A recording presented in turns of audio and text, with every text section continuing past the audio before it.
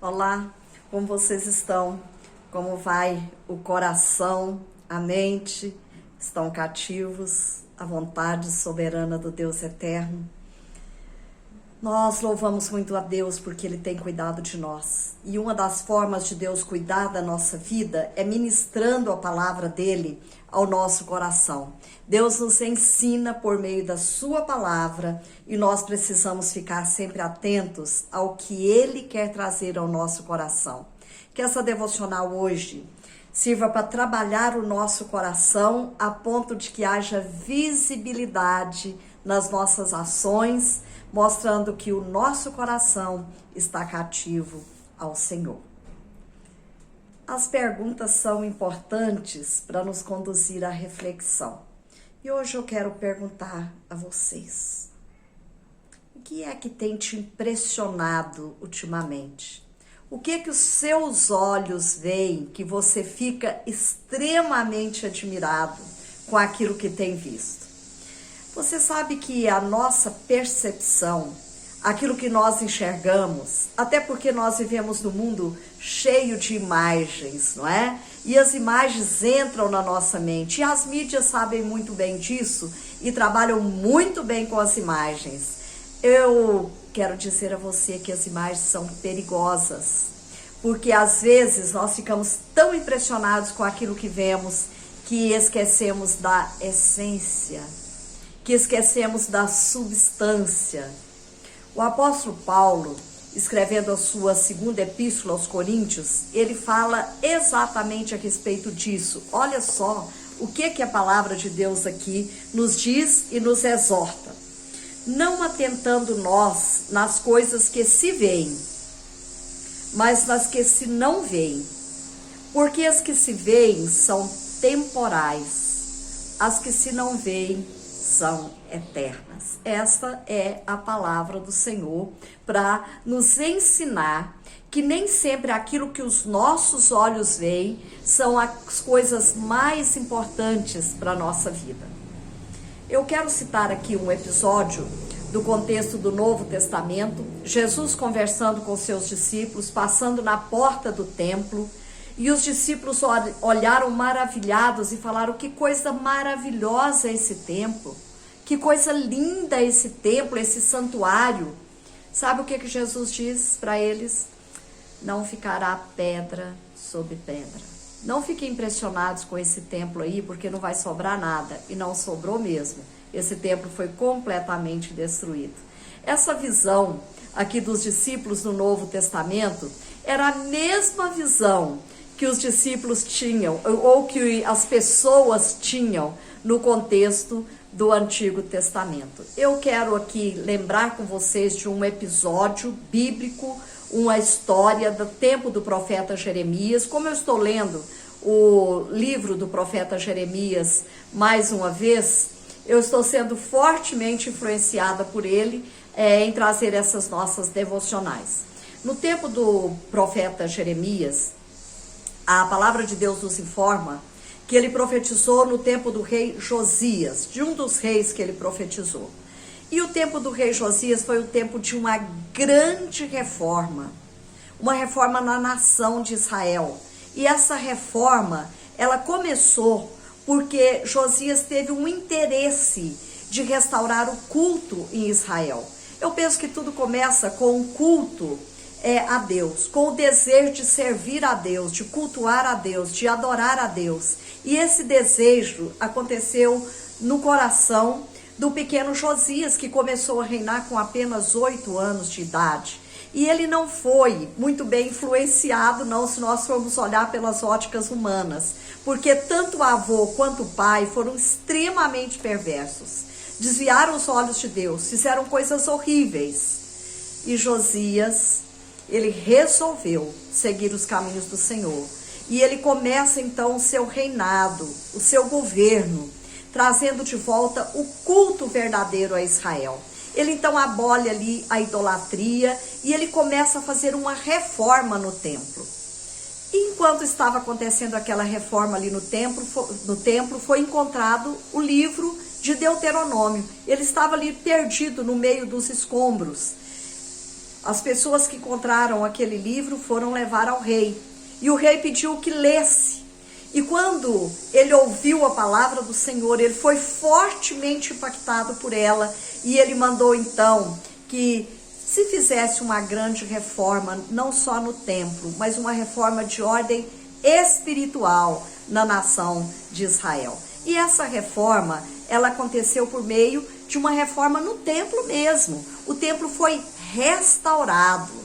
E o povo ficou muito impressionado com aquilo que os olhos estavam vendo, com aquilo que eles podiam enxergar, aquilo que eles podiam ver, a beleza do templo, a ordem do culto e tudo que estava acontecendo ali foi uma coisa impactante para eles. E eles olhavam para aquilo e falavam: templo do Senhor, templo do Senhor. E Deus então manda que Jeremias leve para eles uma palavra, e essa palavra aqui eu vou ler para vocês, porque o que estava acontecendo ali, a reforma de Josias, ela foi necessária, ela foi verdadeira, mas ela não alcançou o coração das pessoas. Sabe por quê, queridos? Porque quem alcança o coração das pessoas é o Espírito Santo de Deus. Não é local, não é templo. Quem alcança e transforma é o Espírito Santo do Senhor. Por isso, essa palavra que Deus mandou Jeremias proferir na porta do templo. Olha só, Jeremias capítulo 7, versículo 1 a 4, diz assim: palavra que da parte do Senhor foi dita a Jeremias: põe-te à porta da casa do Senhor e proclama ali esta palavra e diz: ouve a palavra do Senhor, todos de Judá, vós os que entrais por essas portas para adorar ao Senhor. Assim diz o Senhor dos Exércitos, Deus de Israel: emendai os vossos caminhos e as vossas obras, e eu vos farei habitar neste lugar. Não confieis em palavras falsas, dizendo: templo do Senhor, templo do Senhor, templo do Senhor é este. Olha só o que Deus estava aqui dizendo. Vocês estão falando aí do templo. Vocês estão indo e cantando louvores. E eu não estou aceitando nada disso, porque não houve mudança no coração de vocês. Essas palavras para mim não querem dizer absolutamente nada. Porque Deus aceita o culto quando ele começa dentro de nós. Quando ele começa dentro do nosso coração. Então há verdades aqui que nós precisamos aprender.